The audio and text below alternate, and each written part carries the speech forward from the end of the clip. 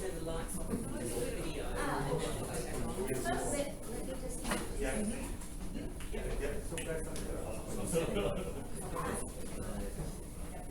はい、皆さんお待たせしました。では、ちょっと待って。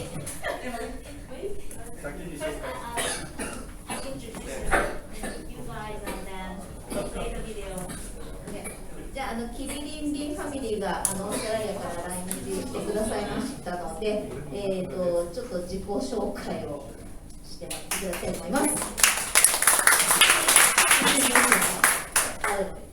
Good morning, ladies and gentlemen. Sorry we're a little bit late, but thank you very much for attending this morning. 今日はちょっと少し遅れてしまいましたが、皆さんお集まりいただきましてありがとうございます。It's our pleasure to be here in Tokyo with Shibatya and all of you. My wife and my daughter Emily. I'm the fifth generation on the property. はい、もう本当に今回東京に来れたことをすごく嬉しく思ってますし、今回は妻のリズと娘のエミリーも一緒に来日することができて本当に嬉しく思っています。で、柴田屋の皆さんにお会いできて本当に嬉しく思っています。で、私はワイナリーの5代目になります。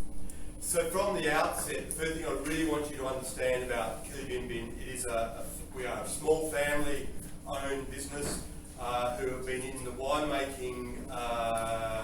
winemaking industry for 131 years. We've been producing wine. 私たちは、こういう家族経営の、小さなワイナリーですが、5代目で131年間、ビジネスをやってこのワイナリーのビジネスをやっています。So even though Kili Bin Bin from a brand is reasonably new, although it's still 22 odd years old, we actually have a long history of actually wine growing and wine producing. このキリビンビンというブランド自体はまだできて20年ぐらいの新しいブランドになるんですが、申しましたようにワイナリー自体はもう100年以上も続く歴史のあるワイナリーとなっています。So we have what we call a very vertically integrated business like Shibatya, where we have our vineyard, we have our winery, we also have merino sheep for wool production, and we also produce wheat, barley, canola for grain production. 垂直的統合っていう言葉を使ってるんですけど、意味としては柴田屋と同じようにお客様が求める、柴田屋だと小売レストラン、主販店、スケール、そういったものを垂直的に統合して経営しているのと同じで、私たちのワイナリーでも、畑もやってますし、その醸造もやってますし、配送もやってますし、それ以外の穀物を作ったりですとか、もうそういう統合的な経営をしているという意味では、柴田屋と本当に似たようなビジネスをやっているということで本当に親しみを感じています。Our vineyard and our property and where we live is a lovely area on the Fleurieu Peninsula, just south of Adelaide, in South Australia. It's called Langhorne Creek. 私たちがいる場所は、南オーストラリア州のアデレードから、少し、南に行った車で1時間ほどのところにあるワイナリーで本当に気候の良い地域に、位置しております。It's got a famous history for growing Shiraz, Cabernet Sauvignon, and later with Chardonnay, Petit Verdot, Malbec are the main varietals. そこの地域では、伝統的にシラー、カベルネが有名で、それに加えてシャルドネ、プチベルド、こういったものも、あとマルベックも後に作られてきました。Langhorne Creek is a cool climate growing region, and we are only 10 meters above sea level, so very flat land. 位置しているラングホーンクリークは本当にフラットなエリアで、海抜も10メートルしかない本当に平らな、地域に位置しています。We're only about 4 kilometers from a very large lake called Lake Alexandrina, which opens to the Southern Ocean. So we get beautiful maritime influence in the afternoon during the ripening season. ワイナリーから4キロ離れたところにあるアレキサンドリアレークっていう湖が、4キロ先にあるんですけども、そこからもう本当に涼しい、海を越えて風が吹いてくるので、冷涼な涼しい、夜は涼しいっていうような気候になっています。 So during the ripening season, our days are very warm, but our nights are very cool. We can go from 35 degrees in the day to about 18 degrees overnight. ですので、日中はすごく暑いんですが、夜は本当にすごくその風のせいで、冷えて、例えば日中35度あっても夜は18度になるといった具合に、寒暖差が日中の中でとてもある気候になっています。 This is very important in the ripening of the grapes. It gives us a little bit more time to hang the fruit on the vine, which means we can ripen our skins and our seeds and get lovely plush round ripe tannins. この気候はブドウを育てるのに非常に重要な要素を持っていまして、ブドウが熟すのに、非常に良い影響を与える要素となっています。 And we think this gives us a great advantage in making these very consumer-friendly wines. 私たちはこの天候も私たちのワイナリーの中で一つの、重要な利点の一つだと考えています。 Shall we have a look at the video? OK、じゃあビデオがありますので、ちょっと映像を流したいと思います。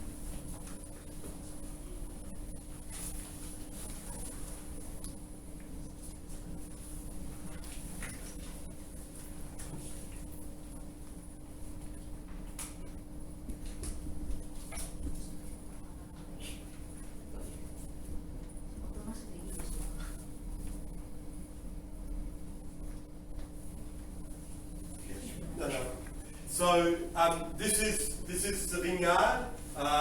That's actually the original old winery. This is a brand new winery. This is a state-of-the-art winery on the property. これはワイン畑とあと醸造施設のところの映像になっています。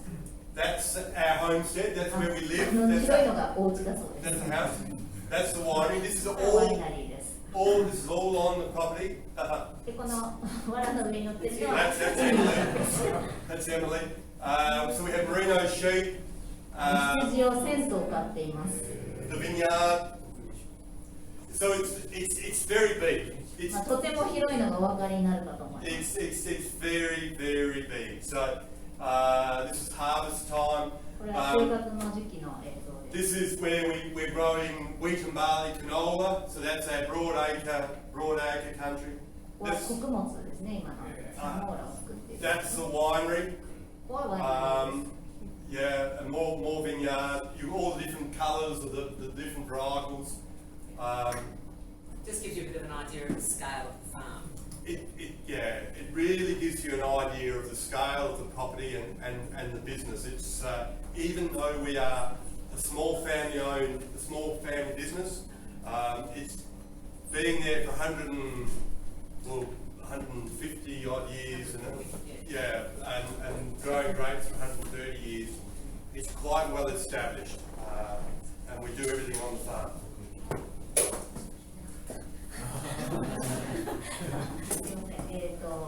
今見ていただいたように、広大な地域で、ブドウももちろん作ってますし、小麦、あと、キャノーラと、そういった穀物と、あと羊も飼っていて、羊は毛を刈って、羊毛にするのと、あとお肉で食肉で売ったりするっていう、そういった多くの仕事をやっています。So you want to do the tasting? I think probably now would be a good time to start to look at some of the wines. So you want to start with the じゃあ今からちょっと試飲をしながらワインの説明をしていただきたいと思います。今日はキリビンビンの中から5本試飲に持ってきてまして、皆さんおなじみのシャルドネとスニーキーと、あと新商品のスイートシリーズもいただいています。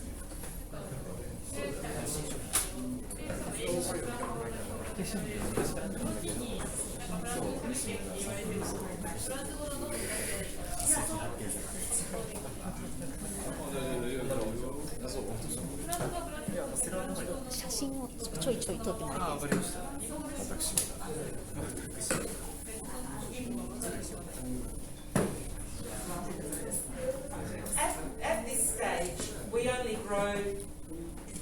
At this stage, we only grow Chardonnay as a white varietal, and there's a reason for that. 今現在は、白ワインとしてはシャルドネのみを作っています。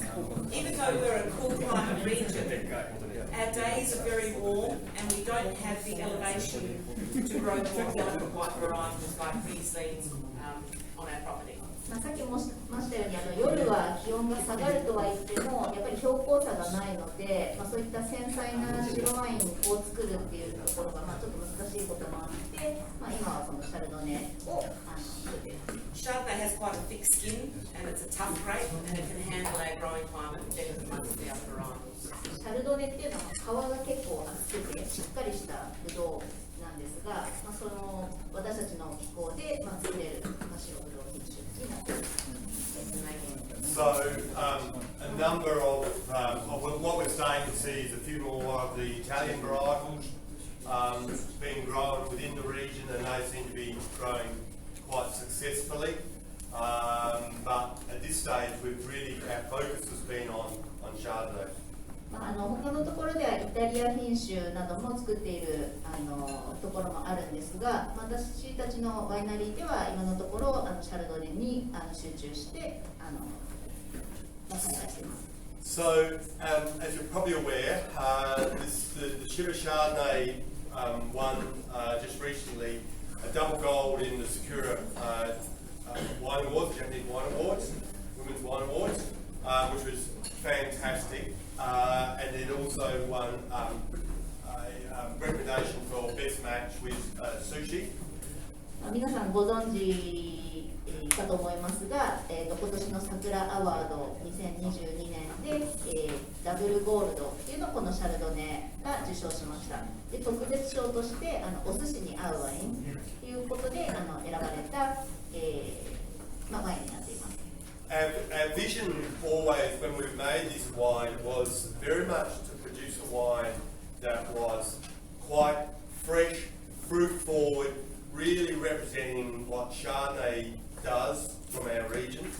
私たちがワインを作るときにすごく大事にしていることは、果実味が前面に来てフレッシュさっていうのが、先に来るということを非常に大事に作っています。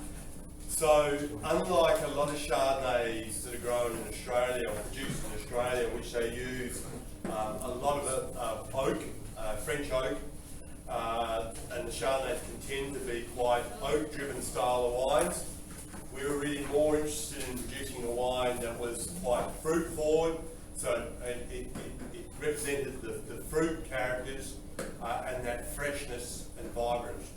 他のワイナリーでは結構オークを使って作るところも多いんですけれども、私たちのところはフレッシュさと、果実味というのはやっぱり前面に出したいというふうに思っているので、そういった樽は使わずに、作っています。 This style is becoming more popular with makers in Australia. They call it the new Australian style, and I think the match with food issue is actually something that we're addressing through this wine. It's more delicate flavors are easier to see. オーストラリアでも、食事に合うワインっていうことで、今最近すごく人気が出てきているワインになっています。 Are there any questions about the wine or the このシャルドネについて、他でもいいんですが、何か質問が。はい。ラベルがユニークなんですか？誰が So, he's asking about the labels. Labels are very unique. So, who create all the labels? So there were 3 original labels designed back in 2004, so quite a long time ago.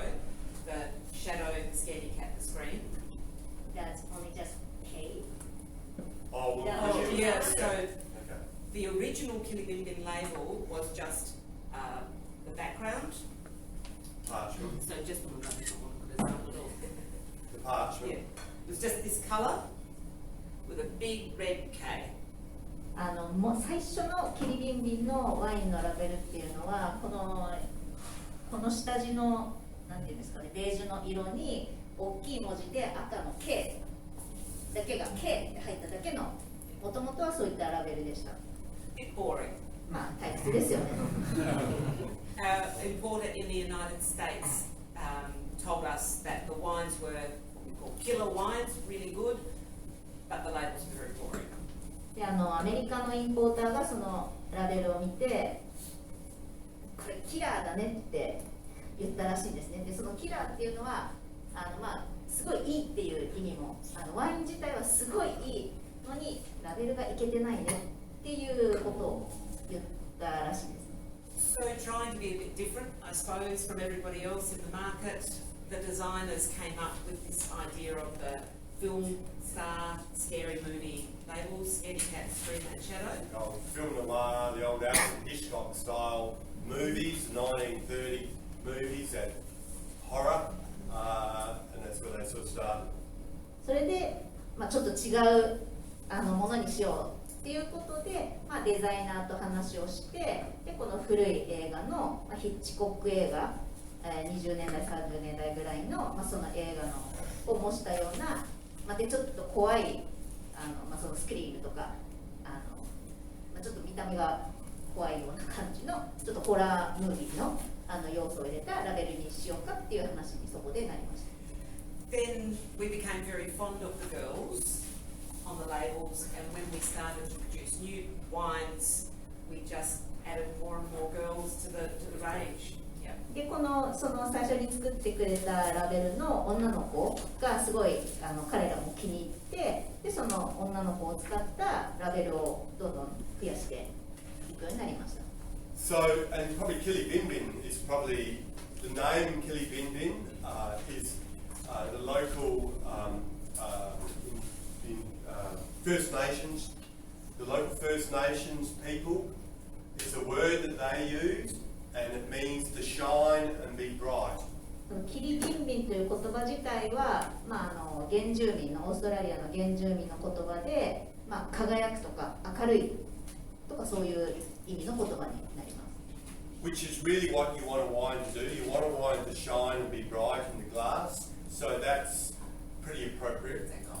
That was the goal. なので私たちはそのワインに自分たちのワインに、グラスの中でそういうふうに輝いてほしい、明るくキラキラ輝いてほしいっていうような意味合いを込めてキリビンビンという名前を付けました。And in English, every label starts with an S. That was really just, we had 3, and then we had 4, and then we just had to keep going. で皆さんお気づきかもしれないんですが、英語では全部 S から始まってるんですね。スニーキー、スケアディー、スクリーム、全部 SSS で、私も最初になんで S から始まるの全部って聞いたんですけど、3つ最初続けて S になっちゃったから、4つ目もやっぱ S かな、で次も S かな、じゃあもうこのままいっちゃおうっていう感じで、特に意味はないんですけど、S 始まりっていうのを今頑張って続けてるそうです。Yeah, but we're going to do sneaky next. So the rosé is called Sweet Lips because you really want a lady with sweet lips. The red sweet lips goes with the colour of the rosé red, and so it all really, every label has its own meaning and with the word. So that's where that story of the Kili Bin Bin labels have come from.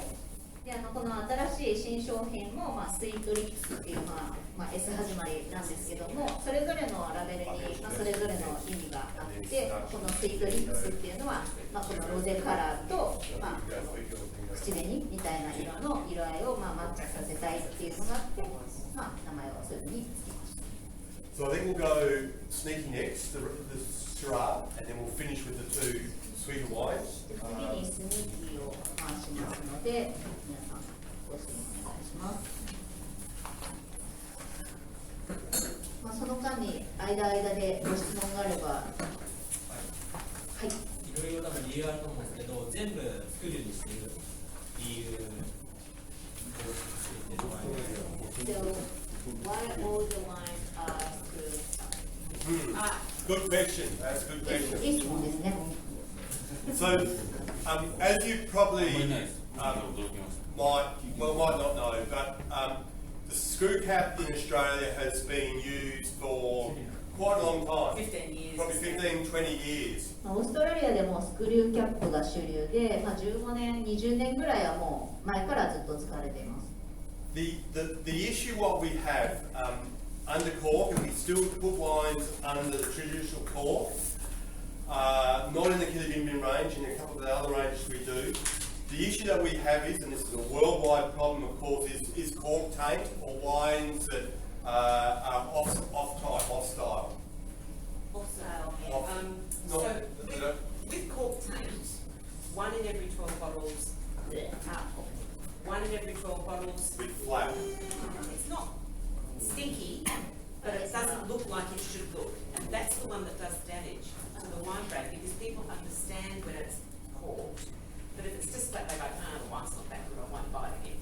So that's キリビンビンシリーズではコルクは使ってないんですけども、彼らの、ブラザーズ&アームスという大きな会社の中でやっている別ブランドではもちろんコルクを使ったワインも作ってます。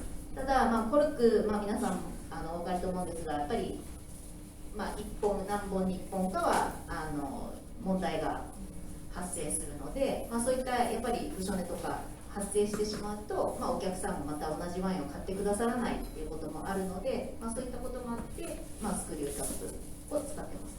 the short answer is we think screw cap is a far superior closure. We think it's more reliable.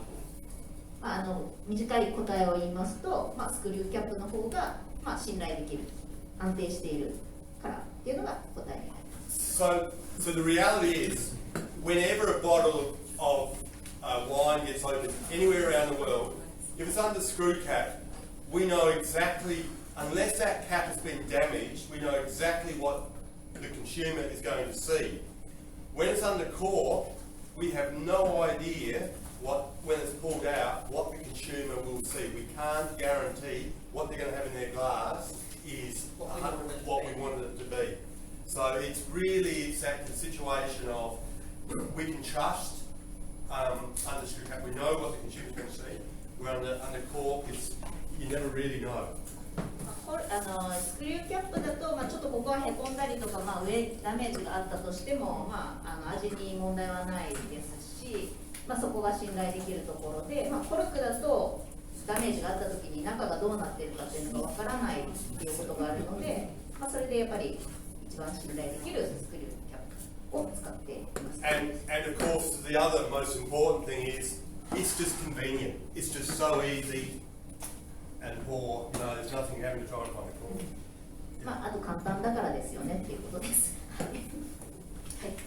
醸造タンクがね、外に出てるのあまり僕見てないんですけども、これって外気温の影響を受けやすいように思うけども、それはなぜでしょうか。さっきの動画の。はいはい。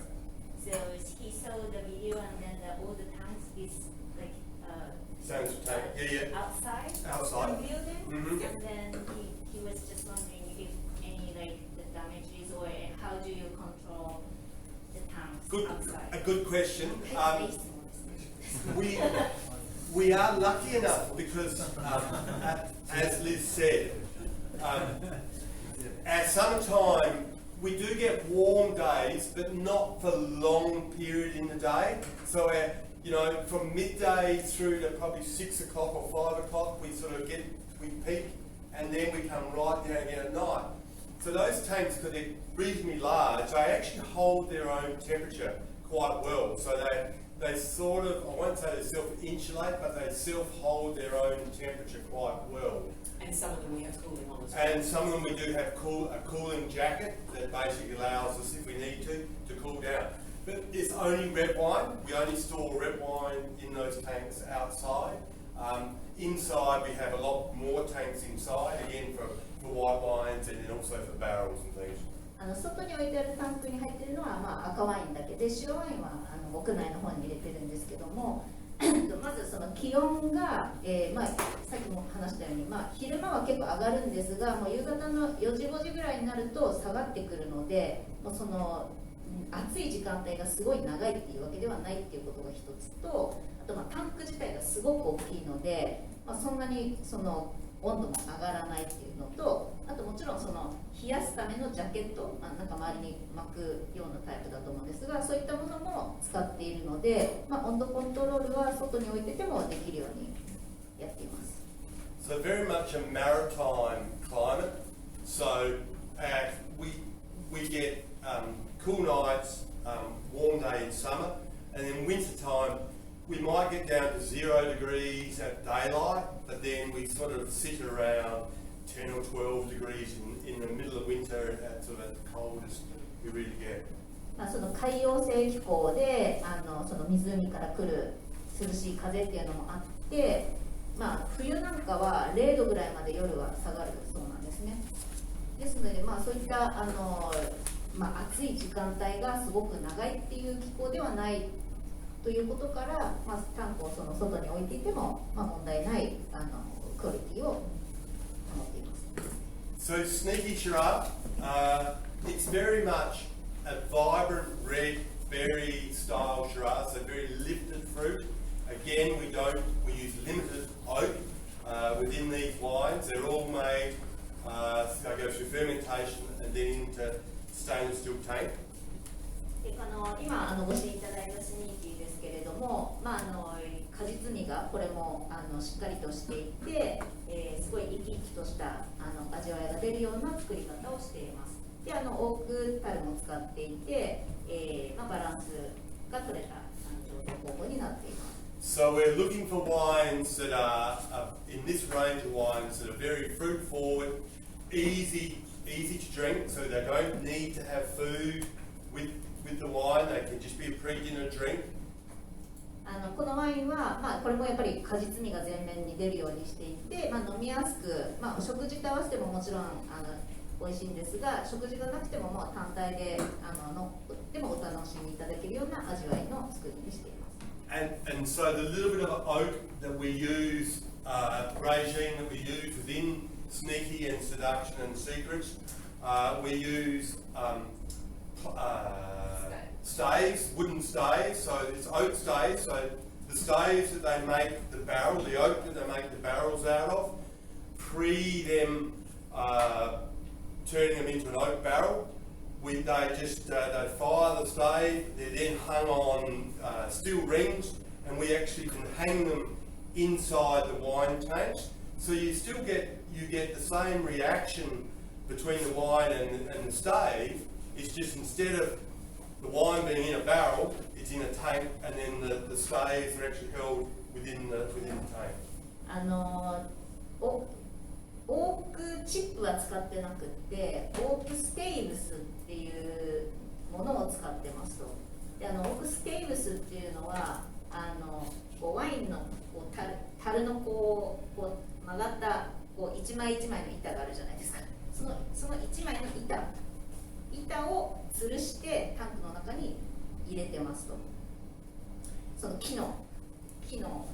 樽の木の一部分ですね。そこの部分をぶら下げてタンクの中に浸して、なので樽を使っているのと同じ効果があるということです。Oak chips, if they throw them in, the winemaker loses control of how much flavour is going to the wine. Whereas with the staves, they can remove them when they're happy. So it's a much more forced process. でオークチップとそのオークステイブスの違いっていうのは、オークチップはもう入れてしまったらどのぐらいの樽香がついてるかってコントロールがしにくい。もう入れちゃったら引き上げるのが難しいので、ただその木のオークステイブスは、このぐらいかなっていうところでそれを引き上げればいいので、コントロールがしやすいということになっています。Any questions about Sneaky? スニーキーについてご質問ありますか？So you don't use just oak staves for shouting? No. The Chardonnay is no oak at all. No oak. We're looking really a purely fruit-forward style of wine. So we're not looking at any oak influence in the Chardonnay. シャルドネには、まあ、多く先のステールも含めて一切使ってないです。果実味とフレッシュさ。なんか使ってる情報がありましたか？使ってないそうです。シャルドネは樽なし。You used to use it for Chardonnay? We have. 前は使ってたこともあります。 Tiniest bit. ほんのちょっとですけど使ってたっていうことも以前ありましたが、そういう Change that. Yeah, we didn't feel it was necessary anymore. We actually なん liked か it. 必要ないかなと思ってやめましたということです。We really. Yeah.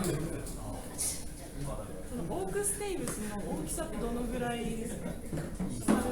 How big is the oak case? Is that the same as? Yeah, it's very similar to about. 例えばその樽のその一部分、一枚。 So, but they're not bent; they're just dead straight. Like this side?